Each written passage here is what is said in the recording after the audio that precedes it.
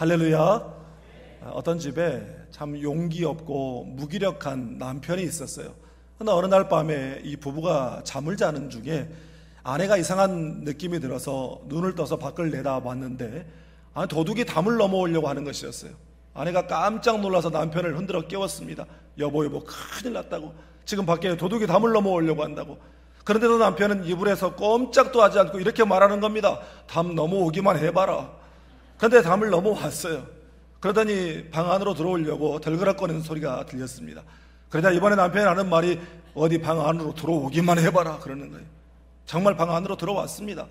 그러자 이번에는 남편이 뭐라고 하냐면 뭐 하나라도 훔쳐만 가봐라 그러는 거예요. 아니 근데 도둑이 보니까 이불 속에서 꼼짝도 못하면서 궁시렁궁시렁 되는 모습을 보면서 가소롭다는 듯이 여유를 부리면서 귀중품 이것저것을 다 챙겨가지고 유유히 집을 빠져나갔습니다. 그제서야 이 남편이 용기 100배하여 문을 박차고 서서 이렇게 외쳤습니다. 어디 또 오기만 해봐라. 여러분, 어떤 큰 위협 앞에서 자기의 공동체나 생명과 재산을 지킨다라고 하는 것은 참 중요한 일이죠. 그렇지만 쉽지만은 않은 일입니다. 이 말콤 글래드웰이라고 하는 일반 자기개발 강사이자 작가가 있는데 그분이 쓴 다윗과 골리앗이라고 하는 책이 있습니다. 이 책은 신앙서적은 아닙니다. 그런데 그 책의 부제가 강자를 이기는 비결이라고 되어 있습니다. 기술이라고 되어 있습니다.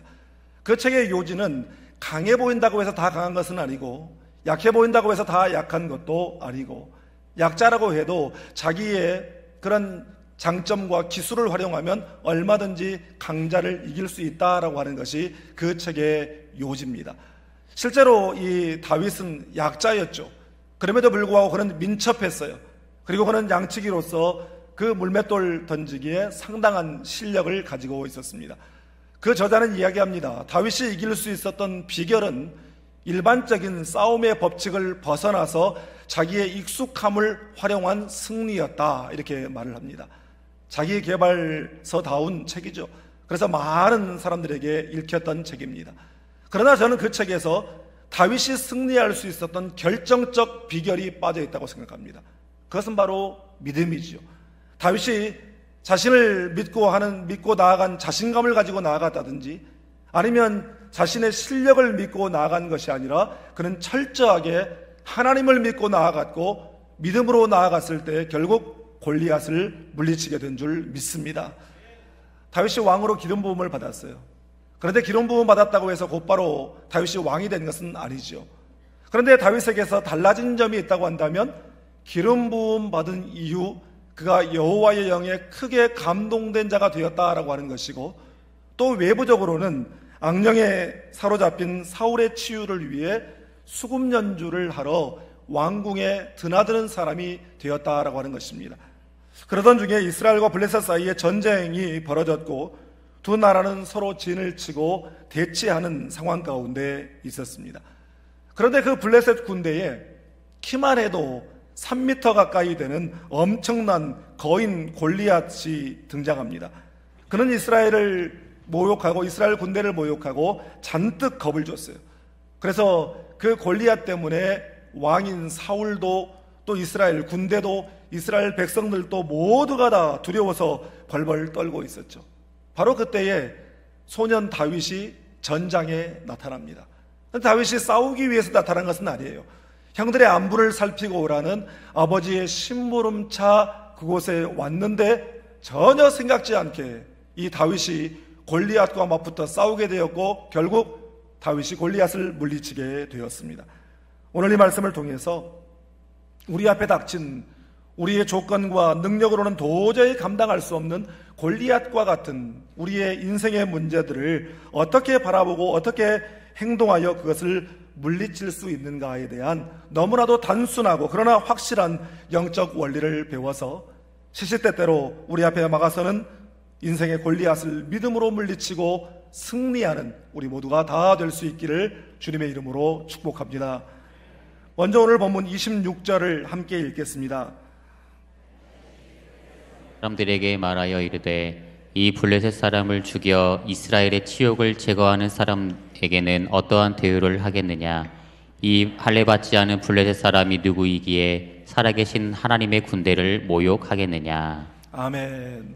본문 앞에 4절로 7절 말씀을 보면 이 골리앗이 어떠한가에 대한 묘사가 잘 나와 있어요. 먼저 키가 6규빗 한 뼘, 이것을 이제 오늘날 단위로 환산하면 그 키가 290cm가 넘었다라는 것입니다. 그리고 그가 입은 갑옷의 무게만 해도 57kg이 되었고, 손에 들고 있는 그 창의 날만 해도 7kg이 나가는 그런 무게였다고 합니다. 여러분, 이렇게 골리앗의 모습을 자세히 기록하고 있는 건 뭘 말해주는 거예요? 이것은 이스라엘 백성들이 참 자세히도 그를 보고 자세하게도 알아보고 연구했다라고 하는 이야기죠. 그리고 그 결론은 크게 두려워했다라고 하는 것입니다. 다들 그렇게 벌벌 떨면서 감히 상대할 엄두도 내지 못하고 있는 바로 그때에 약 15, 16세 정도 되는 청소년 다윗이 전장에 나타나서 전혀 위축되지 않는 그러한 태도를 보이게 되죠. 그리고 다윗의 등장과 다윗의 그 말을 들은 큰형 엘리압이 막둥이 다윗에게 화를 그렇게 내면서 할 말 못할 말을 막 쏟아 부었어요. 여러분 기억하시겠지만 사무엘이 새 왕을 기름 붓기 위해서 베들레헴 이새의 집을 찾아갔을 때에 가장 먼저 들어오는 장남 엘리압을 보면서 그의 용모와 키와 외모가 얼마나 수려한지 그의 마음속으로 여호와의 기름 부으실 자가 과연 주님 앞에 있도다 그랬어요. 그때 여호와께서 뭐라고 말씀하십니까? 내가 이미 그를 버렸노라. 사람은 외모를 보거니와 나 여호와는 중심을 보느니라 그랬어요. 여러분, 이게 무슨 말이에요? 엘리압이 외모는 수려했는지 모르지만 하나님 모실 때에 그의 중심은, 그의 마음은 완전 꽝이었다, 그런 뜻이잖아요. 그러니까 골리앗 앞에서 겁나니까 말 한마디 못하면서 괜히 어린 동생 앞에서 화내고 욕하고 그랬던 거죠. 참 못난 놈이죠. 그런데 본문 26절과 36절에 다윗의 담대한 말에서 그가 무엇을 보고 있는지, 무엇을 주목하고 있는지가 나옵니다. 바로 하나님의 군대라고 하는 말입니다. 다들 골리앗을 벌고 벌벌 떨고 있을 때에 다윗은 골리앗 너머에 있는 하나님의 군대를 봤다는 거예요. 여러분, 하나님의 군대를 보았다라고 하는 말은 무슨 말이냐면 하나님이 함께 하시는 군대를 봤다는 것입니다. 하나님께 속한 군대를 봤다라고 하는 것이에요. 다시 말해서 다윗은 믿음의 관점으로 바라봤습니다. 골리앗이라고 하는 엄청난 대적, 그 감당하기 어려운 엄청난 문제를 집중하고 있는 것이 아니라 그 문제에 대한 나의 능력을 계산한 것이 아니라 하나님 중심으로 그것을 바라보는 믿음의 관점이 있었다라는 것입니다. 다들 무서워서 벌벌 떨고 있을 때에 이 어린 다윗이 자기가 싸우겠다는 거예요. 그 말을 사울이 듣고 다윗을 부릅니다. 어린애지만 그 생각하는 게 기특하잖아요. 그런데 사울 왕 앞에 가서 다윗이 하는 말을 보십시오. 사람이 낙담하지 말 것이라 주의 종이 가서 저 블레셋 사람과 싸우리이다. 전하, 너무 낙담하지 마세요. 제가 나가서 싸우겠습니다. 여러분, 다들 큰일 났다고 하고 방법이 없다고 하고 꼼짝없이 죽게 생겼다고 말할 때 여러분만은 너무 낙심하지 마십시오. 끝날 때까지 끝난 것이 아닙니다. 우리 하나님이 우리의 뒤에 계시지 않습니까? 이처럼 믿음으로 소망을 선포하는 여러분 되시기를 주님의 이름으로 축복합니다. 사울이 말해요. 네가 가서 저 블레셋 사람과 싸울 수가 없어. 너는 소년이지만 저 사람은 어렸을 때부터 용사로 자란 사람이야. 사울도 골리앗에 대해서 꽤 연구를 많이 한 모양이에요. 그러니까 사울이 바라보는 골리앗, 사울이 평가하는 골리앗에 대한 이 말은 어떻게 보면 전문성이 있어요. 객관적이고 현실적인지도 모르겠습니다. 안 된다는 거예요. 못한다는 겁니다. 여러분, 출애굽의 지도자 모세도 처음에 하나님의 부르심을 받고 뭐라고 그랬어요? 안 돼요, 못해요, 못 가요. 버티죠. 그런데 하나님께서 그를 설득하는 시간을 가지셔요. 그리고 마침내 하나님의 사명을 가지고 이스라엘 민족 구원을 위해서 애굽으로 갈 때에 그의 손에 하나님의 지팡이를 잡았다라고 했습니다. 못해요, 안 돼요, 못 가요. 그러니까 야, 이거 능력의 마법의 지팡이를 너한테 쥐어줄 테니까 야, 이거 들고 가. 그러니까 아주 이제 힘이 나서 간 게 아니에요. 그 지팡이는 자기가 양칠 때 사용하던 마른 나무 막대기에 불과합니다. 그런데 그것을 하나님 손에 올려드렸더니 그것은 홍해를 가르고 반석을 쳐서 물을 내는 능력의 지팡이가 된 줄 믿습니다. 여러분, 우리에게 있는 하찮은 어떤 소유, 어떤 재능, 시간, 작은 헌신, 나에게 있는 작은 것을 하나님 손에 올려드리고 하나님의 시각으로 믿음의 관점으로 바라볼 때에 그것은 하나님께서 일하시는 하나님의 역사를 이루는 위대한 도구가 된다는 사실을 믿으시기를 바랍니다. 본문 45절, 46절, 47절에 다윗이 무엇을 바라보는가가 있어요. 여러분, 다윗은 그 전쟁을 골리앗의 관점에서 바라보는 것이 아니에요. 자기의 관점으로 바라본 것도 아닙니다. 철저하게 하나님의 관점으로 바라보았다는 것이에요. 다윗이 비록 어렸지만 그는 하나님의 눈높이에서 볼 줄 아는 사람이었다는 것입니다. 순회 설교자인 토미 테니는 하나님의 관점이라고 하는 책에서 자신의 막내딸이 서너 살 때 있었던 한 일화를 소개합니다. 한 번은 이 어린 딸을 데리고 엘리베이터에 올라탔어요. 아무도 없었어요. 그러니까 이 아이가 엘리베이터를 둘러보면서 그 반짝이는 것, 또 화려한 것들을 보고 너무 좋아하는 거예요. 그러더니 한층 한층 올라가면서 사람들이 타게 될 거 아니에요? 그러더니 나중에는 엘리베이터가 꽉 찼습니다. 그러니까 아이 눈에 보이는 것이라고는 어른들의 다리와 엉덩이밖에 보이지 않는 거예요. 그때 아이가 아빠에게 이렇게 말했습니다. 아빠, 안아주세요. 답답해요. 아무것도 안 보여요. 잘 보였으면 좋겠어요. 아빠가 아이를 안아 아빠의 눈높이만큼 올려주자 이제 아빠의 눈높이만큼, 아빠가 보는 것만큼 그렇게 보게 되었다라고 하는 것입니다. 아빠 알아주세요. 아빠의 눈높이만큼 보고 싶어요. 여러분, 우리가 비행기를 타고 어느 정도 고도가 올라가서 아래를 내려다보면 그 높던 빌딩이나 산들도 다 작게 보이잖아요. 여러분, 우리가 하나님 아버지의 품에 안겨서 높이 올라가게 되면, 높은 관점에서 보게 되면 그렇게 크게 보이던 문제들이 다 작게 보이기 시작하는 것입니다. 대수롭지 않게 보이기 시작해요. 그런 책에서 이렇게 말합니다. 당신이 인생의 골짜기에 묶여서 살고 있다면 예배하라. 당신이 예배하는 순간 그분이 당신을 높이 들어 올리실 것이다. 그리고 하나님의 관점으로 당신의 인생을 보게 될 것이다. 사랑하는 여러분, 우리 모두가 전심으로 열정을 다하여 하나님을 예배함으로 하나님께서 우리를 안아주시고 들어 올려주셔서 이제는 하나님의 눈높이로, 하나님의 관점으로 우리의 삶을 바라보는 우리 모두가 다 될 수 있기를 주님의 이름으로 축복합니다. 다음으로 본문 48절 49절을 함께 읽겠습니다. 블레셋 사람이 일어나 다윗에게로 마주 가까이 올 때에 다윗이 블레셋 사람을 향하여 빨리 달리며 손을 주머니에 넣어 돌을 가지고 물매로 던져 블레셋 사람의 이마를 치매 돌이 그의 이마에 박히니 땅에 엎드러지니라. 아멘. 일정 정도 골리앗과 다윗 사이에 심리전이 이루어집니다. 그런 다음에 그 심리전이 끝나고 나니까 이제 본격적으로 1대1 맞짱이 시작되는데요. 제가 이 말씀을 묵상하면서 참 재미난 사실을 하나 발견했어요. 지금 블레셋 사람들과 이스라엘 사람들이 40일 동안 싸우지 않고 대치만 하고 있다가 드디어 다윗이 나타나서 싸움이 시작됐습니다. 여러분, 골리앗의 모습을 한번 생각해 보세요. 그 어마어마한 거구 위에다가 성경은 분명히 그가 노투구를 쓰고 갑옷을 입고 다리에도 놋 각반을 차고 어깨 사이에 놋 단창을 메고 엄청난 크기와 무게의 그 창을 들고 완전 중무장을 했다, 이렇게 말을 합니다. 그런데 그 앞에 아무것도 들고 나오지 않은 이 하룻강아지 같은 다윗이, 예송이 같은 다윗이 그 앞에 나선 거예요. 사울이 자기 군복과 노투구와 갑옷을 입혀주고 칼까지 다 내줬어요. 그런데 여러분, 사울도 덩치가 굉장히 큰 사람이거든요. 다윗이 언제 그런 걸 입어봤어요? 언제 그런 칼을 들어봤어요? 이게 거추장스럽고 무겁거든요.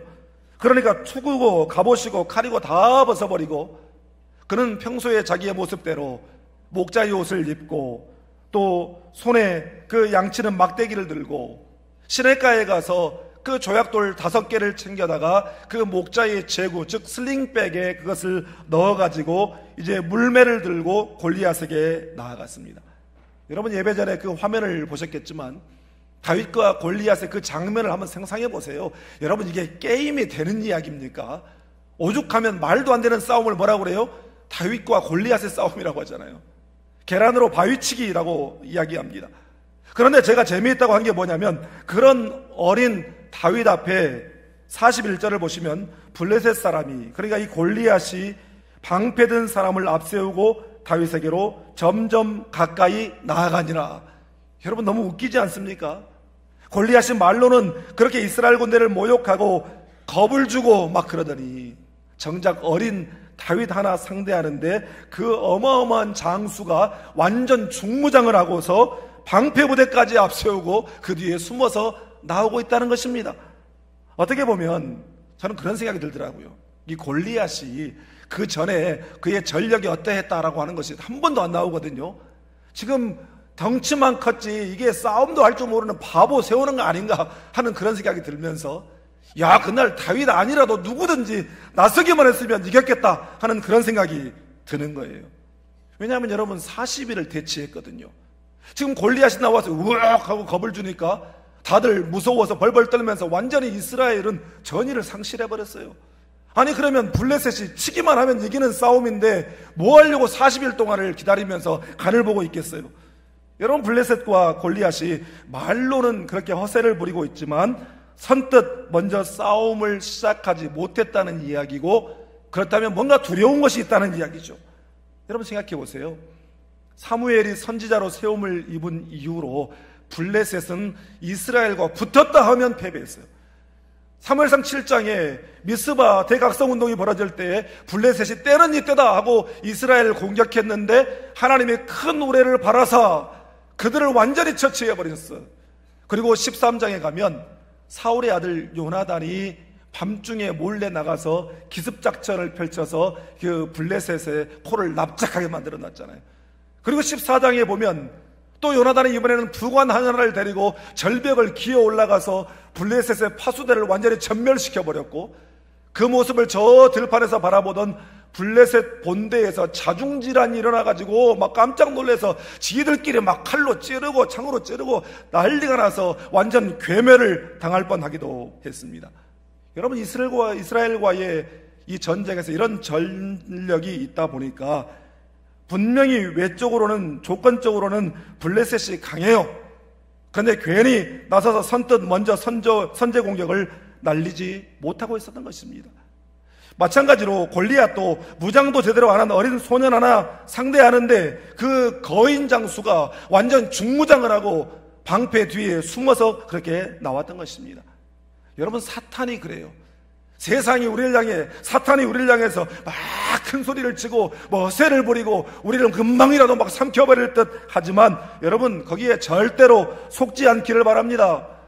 사실은 뭣도 없으면서 이걸 전문용어로 뭐라고 하냐면 가우다시 이빠이 잡는다 이렇게 말을 해요. 뭐 하지도 못할 거면서 훅가시만 그냥 잔뜩 집어넣고 있는 거예요. 내일 일본 선교를 떠나다 보니까 일본말이 술술 나와요. 오늘 아침에도 스봉 찾느라고 혼났어요. 여러분, 다윗은 가만히 앉아서 기다렸던 것이 아니에요. 다윗은 그냥 가만히 앉아서 계산기 두드리고 있었던 것이 아니에요. 실제로 여호와의 이름으로 달려나갔고 물맷돌을 던졌고 그 돌이 골리앗의 이마에 박혀버렸습니다.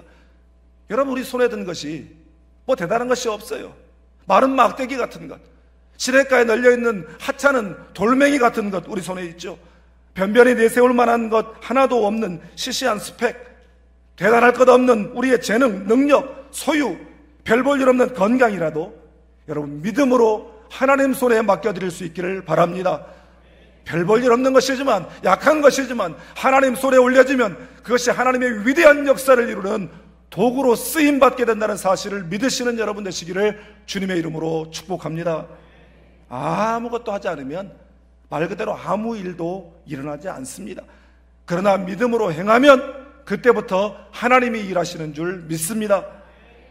데이빗 제노마이어 목사님은 그의 책 당신 삶의 거인들을 잡으라에서 이렇게 말합니다. 하나님은 거인을 잡으라고 우리를 보내시기 전에 언제나 두 가지 약속을 주신다. 첫째, 하나님이 우리와 함께 계신다. 둘째, 하나님이 우리에게 힘을 주신다. 이것은 당신의 절대 혼자가 아니며 약하지 않다는 뜻이다. 사랑하는 여러분, 하나님의 말씀을 읽고 묵상할 때에 하나님이 우리에게 주신 그 약속들이 선명해지고, 또 하나님의 그 말씀에 순종할 때에 믿음의 역사는 일어나고 위대한 승리는 경험되는 줄 믿습니다.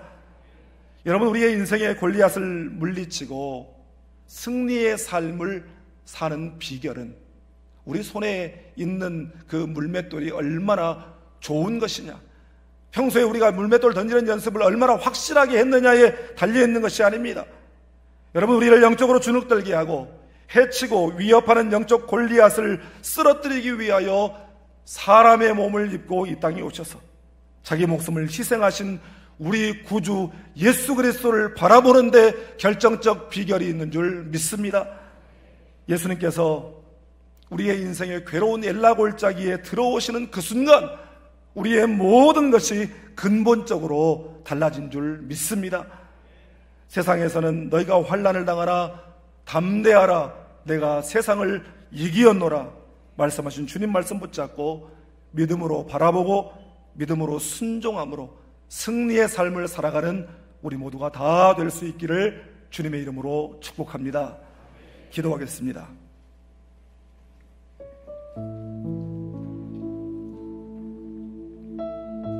사랑하는 여러분, 하나님의 백성으로 하나님의 자녀로 살아가는 우리의 인생길에도 시시때때로 마주하고 싶지 않은 엘라골짜기를 만나고 그곳에서 감당하기 너무나도 버거운 인생의 골리앗을 만납니다. 종교개혁자 루터는 우리의 인생에 문제는 늘상 있는 것이었고, 그렇기 때문에 문제가 아니라 진짜 문제는 우리에게 믿음이 있는가, 바로 이것이라고 말했습니다. 우리가 믿음으로 바로 서기만 하면 문제는 더 이상 문제가 되지 않는다는 말입니다. 믿음의 관점으로 보게 되면 문제보다 크신 하나님이 보이고, 약속 믿고 믿음으로 순종하게 되면 이제는 하나님이 일하시고 능력으로 역사하시기 때문에 오히려 골리앗이라고 하는 거대한 문제는 하나님의 더 큰 능력, 더 큰 승리를 체험하게 만들어주는 기회가 되는 것입니다. 여러분, 오늘 주신 말씀을 생각하며 우리의 입술의 고백을 드리기를 원합니다. 하나님, 내가 전심의 예배를 드리게 해 주시옵소서. 그리하여 그 예배를 통하여 하나님의 눈높이로 올려지게 하여 주시고 하나님의 시각과 하나님의 관점으로 우리의 인생을 바라보게 해 주시옵소서. 하나님의 약속의 말씀 붙들게 해 주십시오. 날마다 하나님의 말씀을 읽고 그 말씀을 묵상하고 그 말씀에 작은 것이라도 순종할 때에 하나님께서 우리의 그 작은 순종을 미랄 삼으시고 마중물 삼으셔서 일하시고 역사하시고 승리케 하신다는 사실을 우리가 기억하게 해 주시옵소서. 우리 함께 기도하겠습니다.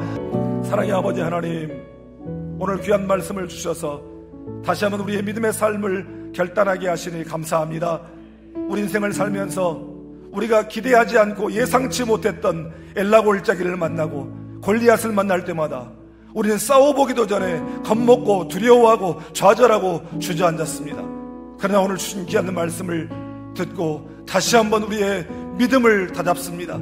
하나님, 우리가 전심의 예배를 통하여 하나님 눈높이로 올라가게 하여 주시옵소서. 그래, 하나님의 시각으로 하나님의 관점으로 그 문제를 바라보게 하시고 우리의 인생을 바라보게 하여 주시옵소서.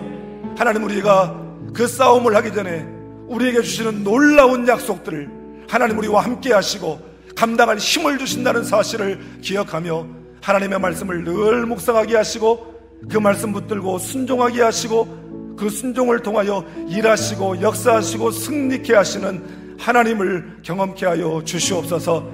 감사드리며 예수님의 이름으로 축복하며 기도드립니다. 아멘.